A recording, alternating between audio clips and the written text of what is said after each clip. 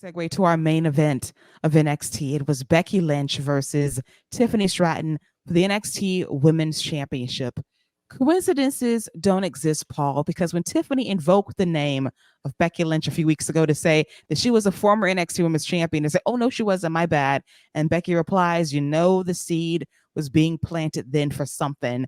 I expected a match, possibly a No Mercy, but it came around on TV." And I have to say, spoiler alert, this was my favorite match of the week in Wow. WWE.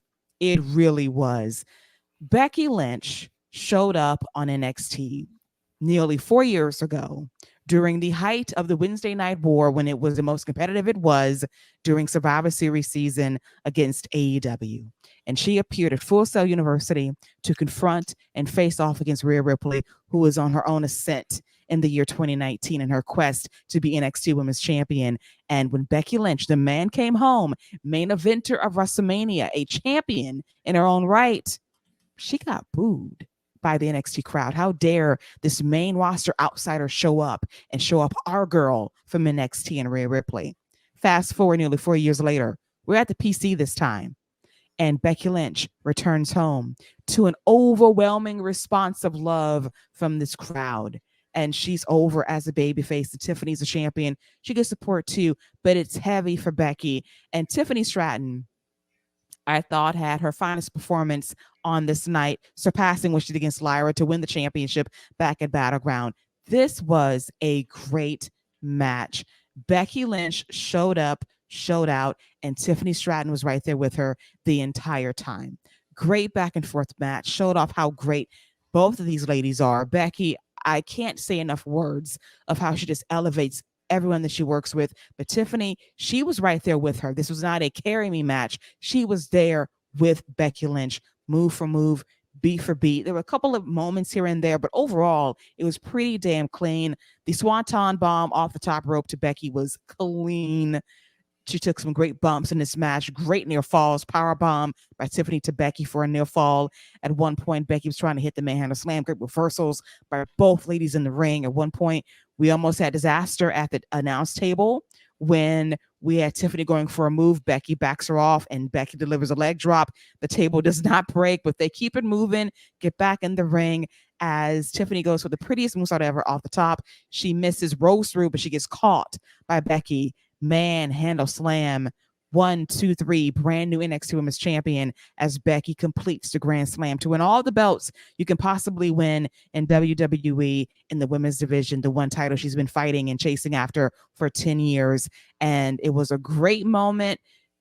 At one point during this main event, during the overrun, it drew over 1 million viewers. That is the draw and power of Becky Lynch to have not one, but two, no, make it three stellar matches in the last 3 weeks. Zoe Stark, Falls Kind of Anywhere, Trish Stratus, Steel Cage match, Tiffany Stratton, NXT Women's Championship, all different matches, all delivered, and Becky is the reason why. Ratings Rebecca, as she called herself on X. Yeah, the match was fantastic. Tiffany Stratton held her own by and honestly added to the match in a lot of ways. This wasn't just the one woman show. She's got a couple moves that are really over and that she executes really well. That the moonsault. She did. I hadn't seen her do a swanton before, I don't think, and she just nailed it. And she's like, she has a way, like, she's not like a lot of the NXT talents, especially the newer ones, the greener ones. You got to remember, she's only been doing this for, I think, a year, or at least on TV. And she doesn't seem like she's trying to remember what her next move is, or she does a move and then, she waits and then, like everything, it flows, which that's something that they tend to not get like very quickly. And some of the women, honestly, on the main roster still don't quite have it. So I do think that this was a really good sign for her future. I don't think it's the last time we're going to see the two of them against each other. But I do think this means we're going to see Becky around. There was a couple things she said on this show. She had an interaction with Kiana James, and she mentioned that that she's going to be around here for a little while longer. And then I can't remember, there's one other thing that she said. So, and really, there's nothing right now that she's really go into in the main roster. Like she had the feud with Trish. Trish seems to be gone. Zoe and is doing her own thing. So I think she's probably not needed on Raw right now. They can probably, I do think the long-term direction is probably Rhea and Becky, maybe at SummerSlam or at WrestleMania next year. So, she could maybe hang out in NXT till the end of the year, and then, return, be at the Royal Rumble, and then maybe win the Royal Rumble and, go after Rhea Ripley's title, or at the very least start something to get us to that direction. But her being down there working with some of those talents, on a personal level, she was always my daughter Emily's favorite wrestler from when she was in NXT.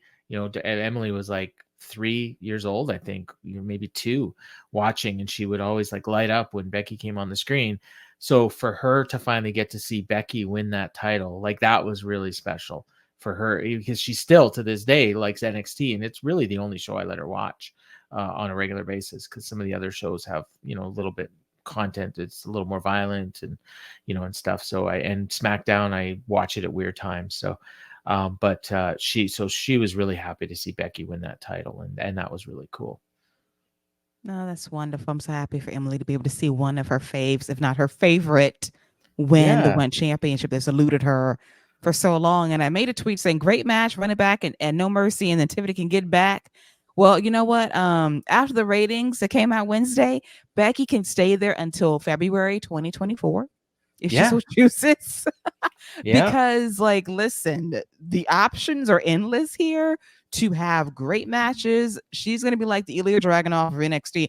I would give you your best match ever to Kiana James, La Valkyria, if they want to give Tiffany the room to kind of recover from this loss and then get back at it again with Becky at another PLE for NXT. Fine. But yeah, when you draw ratings like that and your match draws over 1 million viewers in the overrun, yeah, Becky's not leaving NXT anytime soon, and she's not dropping that belt. And I think that she will only when it's time to make someone. Who will she make? Will it be Tiffany to say, hey, you have been able to come back around and beat me when it counts most? You've grown up. And I think that Tiffany, I believe, if they kind of just strip away this character that's not her. This is not Tiffany. This is not who she is as a character. I don't believe it. I don't buy it. Strip that fake ass accent away from her and this gimmick. If you remove the gimmick and find out who Tiffany truly is and lean in on that, then you've got your star when she beats Becky again. In current form, no, she's not Barbie. I know y'all saw the movie. No, no, no, no, no, no, no. That's not who she is. She's not a daddy's girl either. She's someone else. You just got to let her be who she really is. Let Tiffany speak in her own voice. And then when that happens, the in-ring work gels together, and then you got a megastar. The person who I think should beat Becky is Jade Cargill. If she is coming in, and that may be 2 or 3 months down the road, but you talk about making someone, and if you bring in Jade and maybe you have her wrestle a few times in NXT and just completely mow through people, and then you build to that match. I mean, that might do a rating that would break this, and because you bring in AEW fans, you'd have your NXT fans, and then she's got that belt, and then she can go on to the main roster and show up and say, hey, I beat you for this, and that can also be her springboard onto the main roster with that NXT title. So that's what I would do. But I mean, I like your idea about Tiffany as well. She's a completely homegrown talent, so like we don't have that kind of stain on her that you might have seen her in other places or anything like that. She's somebody they've built up from scratch and has been really, really good for the most part. Like I have a hard time thinking she's actually been around longer than I thought. It's almost 2 years now, but she made her TV debut in May 2022, but she was on Level Up as far back as November 2021. So I'm, I like I said, I'm really, really happy that this match went well, and I'm very, very curious about what we get next from both of them. So, but I don't want to go right to this match for sure, but I do think we will see it again.